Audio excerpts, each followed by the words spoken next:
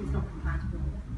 So my name's Ele Carpenter and I'm a curator and I work with the Arts Catalyst in London and build Museet, which is a big contemporary art space in northern Sweden in Umeå. And I've been, I guess, kind of working on a curatorial research project looking at how artists engage with the nuclear, well, the nuclear cycle, nuclear culture, nuclear materials. And this year, all of my projects seem to be coming to fruition. So there's a book called the Nuclear Culture Source Book that I'm working on with Black Dog, which will feature some works on projects and writing about Don't Follow the Wind, as well as a number of other research projects at different nuclear sites, or artist projects, I should say, at different nuclear sites around the world, and a whole selection of different kinds of essays, including Ele Carpenter's essay, who's here. So it's a really exciting project for me to work on because it brings together a very diverse range of approaches, thinking about what nuclear culture means today. And Fukushima is a very contemporary issue, though people often say to me now, oh, that was 5 years ago, like it was a long time ago. And so what I'm going to talk about a bit today is this idea of time and perhaps the idea of the nuclear Anthropocene, and sitting with this whole discussion about radiation, Fukushima in the context of the nuclear Anthropocene. It's before that moment in time. So those are very, very long time, deep time frames, so hundreds of thousands, if not millions of years, and these isotopes would be still evident in the environment. And there's two markers of radiological, this is really interesting, radiological evidence of human beings. One is fallout, and actually the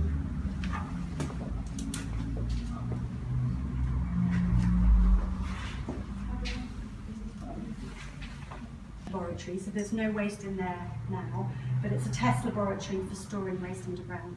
And you'll see that these blue plastic lines are where water comes into the repository, which is what you don't want. And the reason why there are so many here is because of the fault lines in the rock. And this is the most stable part of Japan. It's the tip of Hokkaido.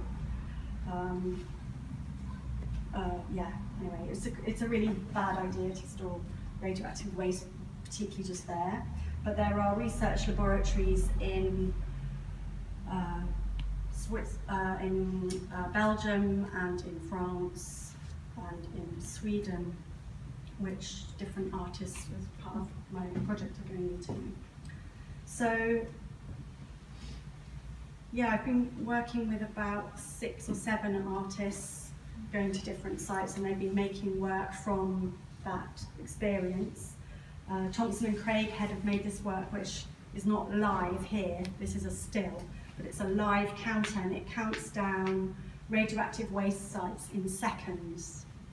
And interestingly, the guidelines are just changing. So the WIP, which is the Waste Isolation Pilot Plant in New Mexico, and also the Hadis site in Belgium, have just changed their time frame for which the waste that they're storing should be isolated from the biosphere. And it was 100,000 years, and they've now changed it to 1 million years. So we're talking about really abstract, kind of meaningless sets of data or time. And Thompson and Craighead used a numerical counter because actually we had, there's lots of different ways of trying to visualize time, but we have one that we use that's quite effective, which is number counting, but it's still completely an abstraction. So this work really plays with the abstraction of the numerical data. And they've coded this so it counts down forever, and it's a live website, and it's there, and it can be output. Essentially, it's a database. It can be output in a number of different ways. So each time it's exhibited, it's shown a different way. And we're going to show the churnable canter in Sweden in September. So we're just going to have one of these sections. So each one of these is a different site of entombed waste. So thinking about long-term markers is a big kind of trope almost now of the nuclear industry, and it's the one in which it's the one area in which the industry looks not specifically to the arts but certainly to the humanities, to a sociological and humanities discourse around deep time marking. How do you communicate to the future? Of course, this is a kind of, again, sort of abstract idea. And this is a work by Andy Weir, who's making a three-dimensional, 3D scanned object that will be shared and mutated and printed out. And it's based on Pazuzu, who is the god of contagion, a god actually of all things that are invisible and harmful. So the god of dust, it would make sense to be the god of radioactive dust. So it's collectively modifiable, and we'll see as the exhibition progresses how we develop these objects over time. But the idea is to work with, well, anyone can make these objects and throw them away to be discovered by future archaeologists. But we're also working with the Haddes Waste Repository in Belgium, and near us, near under the Belgian Waste Agency. We're doing 3 site visits this summer with different artists to propose works for the site.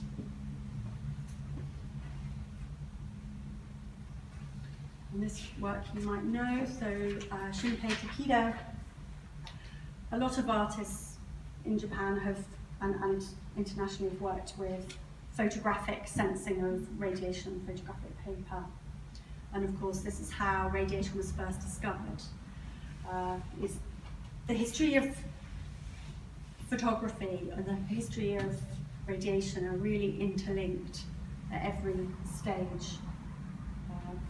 Firstly, in terms of exposure of radioactive paper, but also Kodak and their relationship to the testing, American testing in the States, where they, in the 1950s, they found their photographic paper was going foggy with the radiation from testing in Nevada, and then entered into quite a long-term research project, not just photographic, but film, 60mm film, 35mm film, and trying to get Joseph Masco to actually write down what he talks about, but he hasn't written down. I think it's a secrecy thing, I'm not sure, but I won't commit to it, but he says that he's walked through massive warehouses of all the different Kodak film that was tested during the nuclear testing.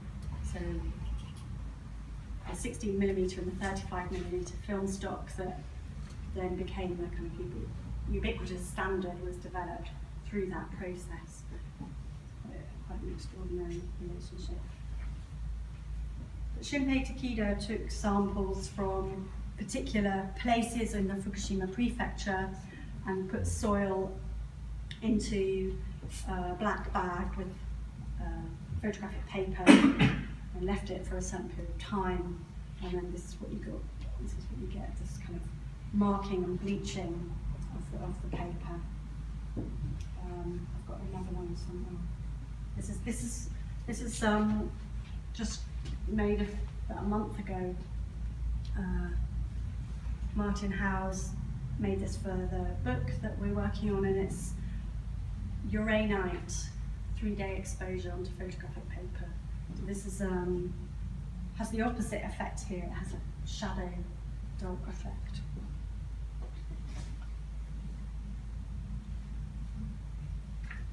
So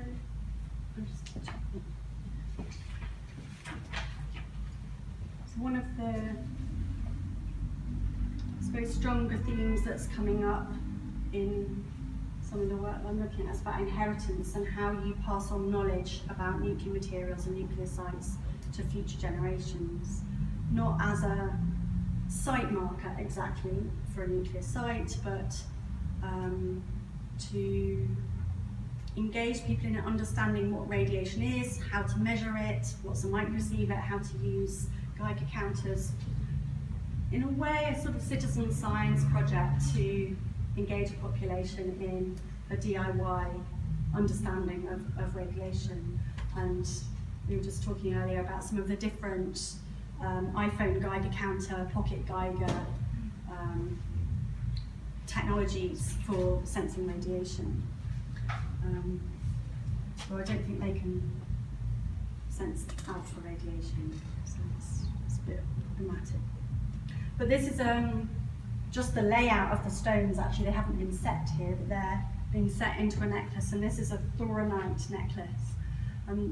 This project is by Eric Berger and Marikito, and the idea is that it's inherited through your family. You pass it from one generation to the next generation, but at each passing to the next generation, you have to measure its radioactivity to see if it's safe enough to wear or not.